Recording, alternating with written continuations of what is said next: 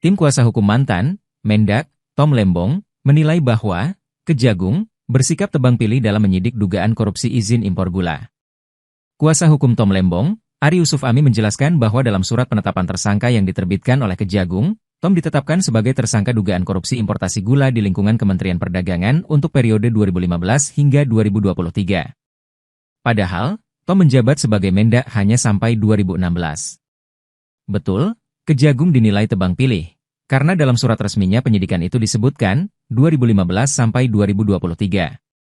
Pak Tom hanya sampai 2016, ungkap Ari saat ditemui awak media di Pengadilan Negeri Jakarta Selatan, PN Jaksel, Selasa, 5 November 2024. Ari menegaskan bahwa seharusnya penyidik Kejagung juga memeriksa Menteri Perdagangan yang menjabat setelah Tom Lembong. Ada korupsi nggak di sana? Setelah itu baru tetapkan sebagai tersangka.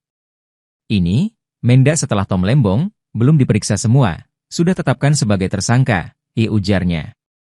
Tim kuasa hukum juga mempertanyakan langkah Kejaksaan Agung yang tidak memeriksa menteri-menteri pada periode selanjutnya setelah Tom Lembong dicopot dari jabatannya oleh Presiden Joko Widodo pada 2016.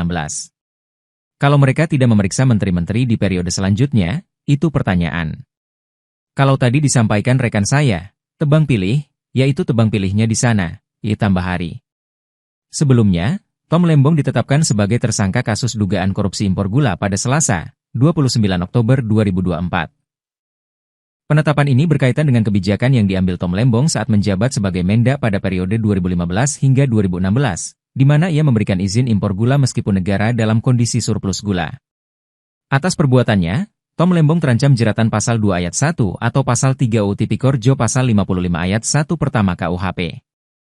Saat ini, Tom Lembong ditahan di Rutan Salemba Cabang Kejaksaan Negeri Jakarta Selatan. Sebagai respons terhadap penetapan tersangka tersebut, Tom Lembong melalui tim kuasa hukumnya telah mengajukan gugatan pra-peradilan ke PN Jaksel. Daftarkan gugatan pra-peradilan terhadap kasusnya Pak Thomas Lembong. Tadi sudah didaftarkan kita dapat nomor 113. Ya, dan dalam proses nanti kita akan dipanggil sidang dan untuk melaksanakan persidangan. Nah, dalam proses pra-peradilan ini, kami mengajukan beberapa hal yang poin pokoknya nanti disambung oleh Pak Zaid. Yang pertama adalah tentang kami mempermasalahkan penetapannya sebagai tersangka. Ya, di situ banyak sekali poin-poin pembahasannya itu. Antara lain misalnya, tentang pada waktu proses penetapan sebagai tersangka, tidak memiliki 2 alat bukti yang cukup. Sampai saat ini kita tidak mengetahui alat bukti apa yang dimiliki oleh pihak kejaksaan sehingga menetapkan Pak Thomas Lembong sebagai tersangka. Seharusnya itu bisa di-share ke publik dan secara transparan bisa diketahui. Selama ini hanya diberitahukan bahwa masalah impor gula.